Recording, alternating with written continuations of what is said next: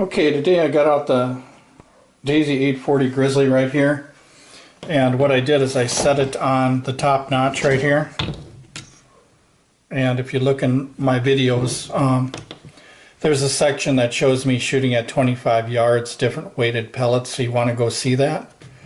So you can tell what the potential of this is with, say, like the lightest all the way up to some of the heaviest pellets that this was shooting.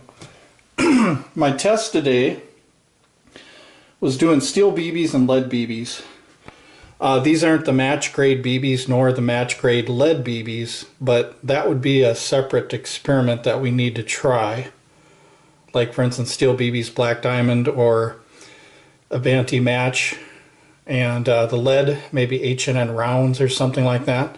So I used Gamma rounds, which is on this side here. No, this side here. This is the lead BBs. This is the steel BBs results. So we're firing 10 shots. At 7 yards, I was aiming here. And the BBs, the 10 of them piled up right in that hole right there, almost one hole at 7 yards. Velocities on the BBs were 288 feet per second at 0.93 foot-pounds. Velocity on the lead BBs were 260 feet per second at 1.2 foot-pounds. So a fifth more foot-pound with the lead BBs. So these both were 7 yards, and they're both comparable with groups. Let me get a dime here so I can show you. So a dime will cover that up at 10 yards. And what I tell people is smooth bores, if you get at 10 yards, if you get even, say, like a 1-inch group, that's good for a smooth bore. But if you're going out to 7 to 10 yards and you get within a dime with 10 shots, that's pretty good for a smooth bore. So you can't expect the world out of smooth bores. There's no rifling. And then let's go to 15 yards here. 15 yards, it was kind of almost the same, pretty much. Also, I wanted to mention the aim points here. I had the top notch on the Daisy Grizzly, but the aim point was actually under the dot, not in the dot, under the dot. So you can tell that it comes up at 7 yards, and same thing at 15 yards. I was aiming at the bottom of this. The reason why it's square is because this matches my front sight. It's exactly about 2 to 2.5 inches wide. So I just put my front sight right here. So my aim point is actually right here. So you can see at 15 yards, we still got more distance for the BBs here. 20, 25 yards for BBs. And here maybe you can get away with some holdover with 25 yards with the lead BBs. But let's see the groups here. So we got the steel BBs on this side. Let me put a quarter on here. There's a 25-cent piece. And then 25-cent piece. They pretty much look about the same for groupings, about within 1 inch to 1.5 inches. Usually what I find with smooth bores is if you get an inch at 15 yards, it's really good. 1.5 is kind of typical. So if we go here center to center, a little over 1.5, maybe 1 3/4 or something like that, but then some of that could be human error. This is done at bench, by the way. But if you look at the lead BBs here, exactly 1.5. So the lead BBs did have a little bit advantage, not much, over the steel. But like I said, we need to try other match grade BBs in this Daisy Grizzly. And that includes lead too. Lead and steel, by the way. Yeah, the Daisy Fix-It channel's been doing some things, so you might want to look him up or see him in my comments. He's doing some research with the Black Diamond BBs that I've never tried before, so interesting to see that. Glycerin test for penetration. Now you guys know that the lead had more foot-pounds energy, and here's our results for the BB glycerin test. The lead is on the left and the BB's on the right. So what we got for glycerin here Sorry if the camera's moving around, I'm holding it here, but what we got for glycerin is, think about a 1/2 inch penetration. About a 1/2 inch penetration of glycerin soap with the lead BB, which is 8 grains. About a quarter, a little over a 1/4 inch for the BB, or 3/8, something like that. So it doesn't really matter the depth. All we know is that the lead is definitely going in deeper.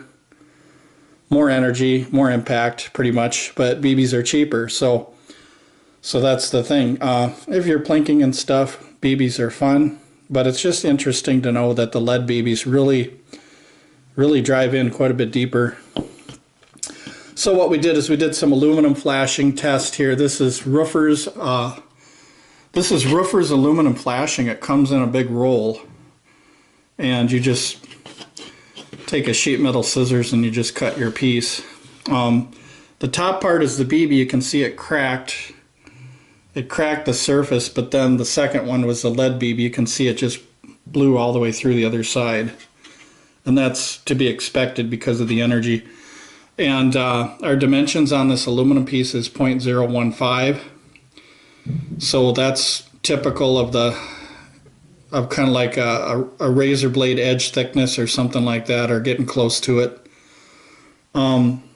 This is comparable to, like, you know, the bottom of pop cans.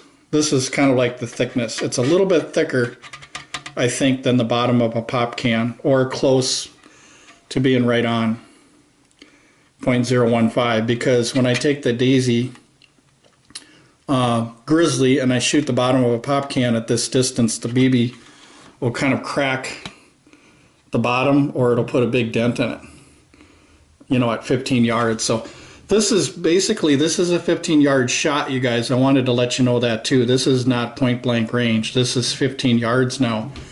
So it blew a hole in this, the lead one, blew a hole in this at 15 yards. So pest birds, the recommendation for small pest birds is making sure that whatever you use, BB or pellet, that it goes all the way straight through a pop can, you know, for pest control. And I'm talking tiny birds too. I'm not talking like a big blackbird or anything like that, but them little ones, you need about a foot-pound for them type of pest birds for humane kill. You want to make sure you wipe them out quickly. So you need enough energy to do that. So it's about a foot-pound for a pest bird. Them small starlings that were raiding nests and stuff many years ago when I was a kid, the Daisy Grizzly did the job on the small starlings. But blackbirds, no. You don't want to shoot a blackbird with this because you might injure it and it might fly away. So I do have some kind of humane ways about me that I don't want to shoot an animal, to only have it fly around suffering and stuff. I want to make sure that it's gone, that there's a good clean kill. And a lot of gun people will tell you that they want to make sure that they have a good clean kill on anything they're hunting or shooting. So that's one thing to consider. So yeah, you need about a foot-pound of energy, you know, especially like at 15 yards here. You can tell that you know, it's punching right through this. So the standard for 1 foot-pound is basically 2 sides of a pop can. That's about what it takes, about 1 foot-pound for anything to get through 2 sides of a pop can.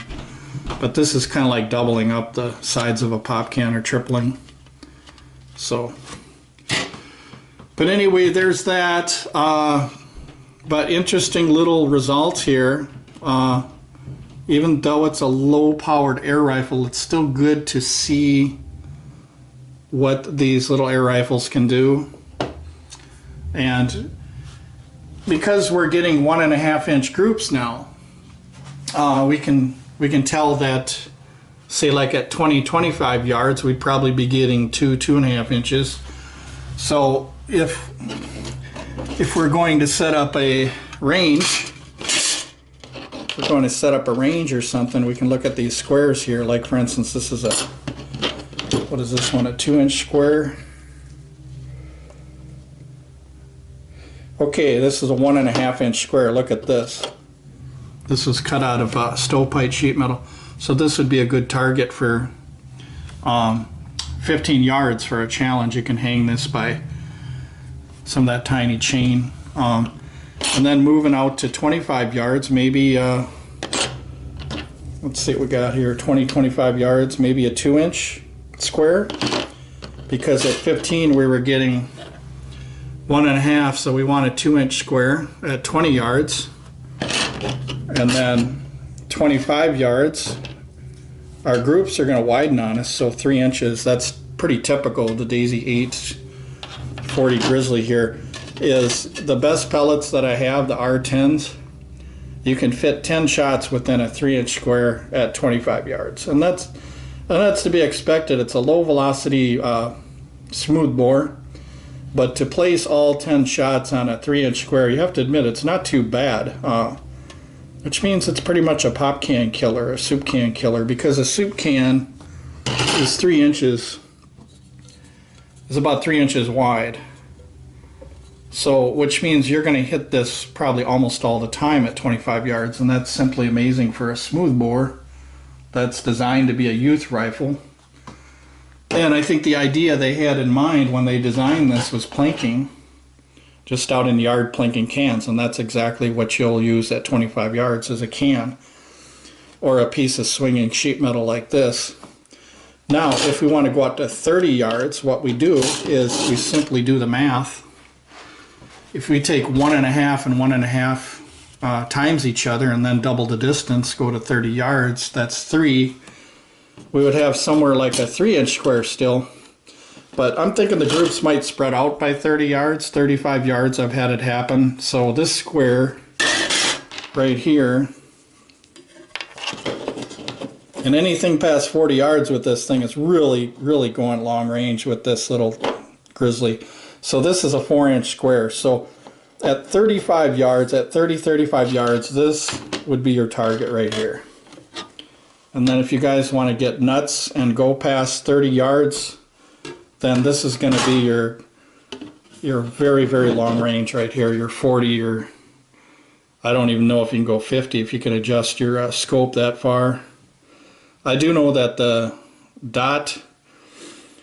reflex dot sights, you can adjust the 840 actually out to about 45-50 yards with a light pellet, I've noticed.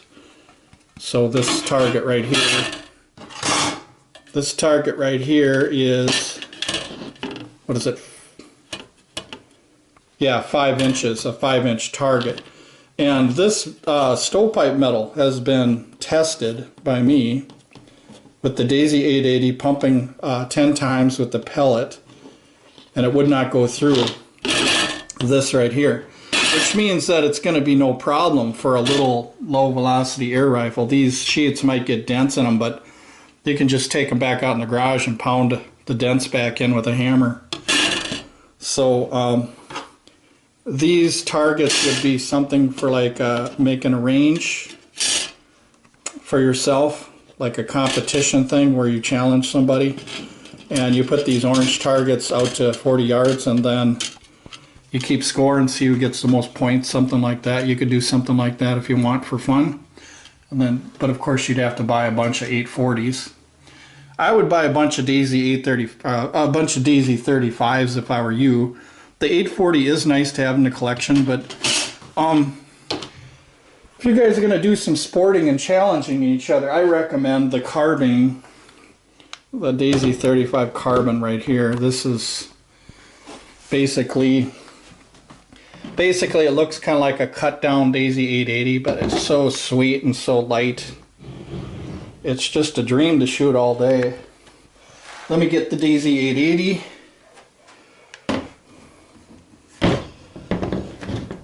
As a matter of fact, I told whole families that they should go out and just buy like a dozen of these Daisy 35s. The Daisy 35 is a 10 pump BB or pellet. But look at how short it is. compared to the Daisy 880. And this one you can hold in one hand. You can shoot it like a pistol. It's really that light. It's unbelievably light.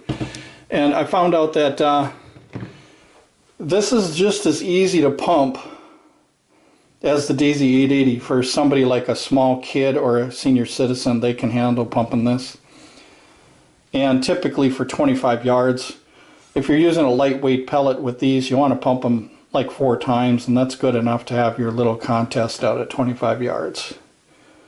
And this one here, with the best pellets, will group about anywhere from 3 to 4 inches at 40 yards with the best pellets, because this actually is a smooth bore also compared to the Daisy 35. So you have kind of like the Daisy family here.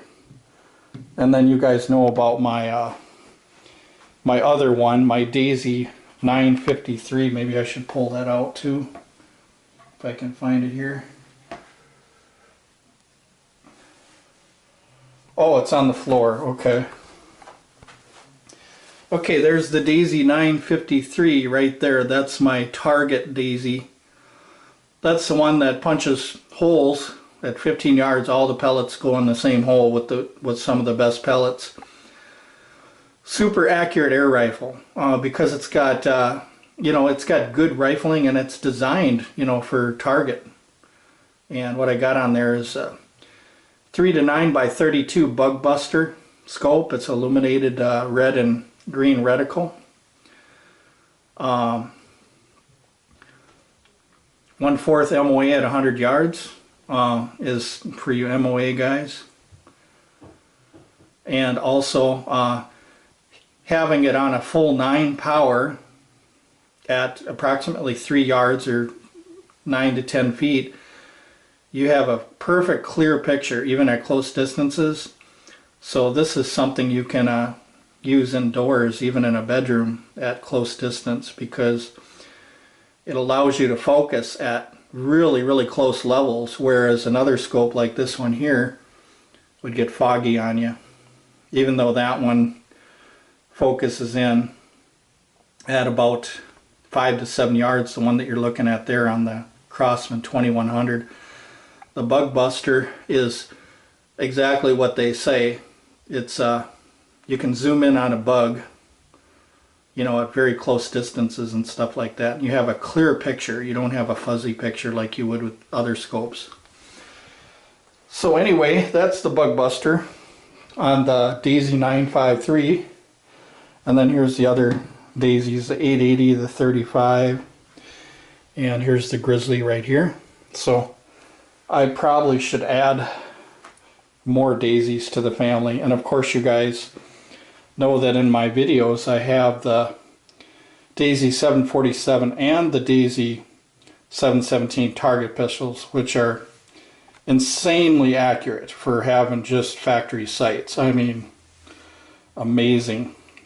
At 25 yards, I think one of the best. This is a 3-shot group now. I usually don't do 3 shots. I usually do 10 or something like that. But there was one day I was out there shooting just 3 shots, just focusing, resting it on the pistol rest. The 717 and the Daisy 747, 3 shots, I was getting it down to about a 1/2 inch group and stuff like that. And it's all up to your eyes, because the only limitation of them pistols are pretty much your eyesight. So if you can see the target, you can shoot very accurately. And down at the 25-yard line, I made a black piece of tape, about this size, so that I could put that front sight under here, and that the front sight would match the size of the target I was shooting. So I would have reference from left to right. And that's how I was able to get a 1/2 inch group with the Daisy Avanti pistol, the 747 or the 717. But anyway, you guys can look up that them target pistols on my YouTube channel. But a lot of stuff I repeat now with these guns, with the Daisy 880, the 35, and the Grizzly. I repeat these videos over and over again with different experiments, so you want to make sure you check all them videos and not just one, because you might be missing out on a lot of stuff. So, but anyway, I also have you know, some guys that are in the Daisy Club with me, like Daisy 880 Fix It guy and a few others. You'll see them in the comments. Make sure you follow them and check their channel out if you are into the Daisy line. So if you like shooting these and you'd like to get a few for your family where you can go practice and shoot together on a limited budget like this one here, about 30-40 bucks here, you can get like what, about 3 or 4 of these for a little over $100, and then just get you a box of pellets and you're all set. That's all you need. So you don't necessarily need a scope on this unless you're going way out there. You know, if you're taking super long shots, you can, but this is a smooth bore, so you have to remember that the groupings are going to widen up on you.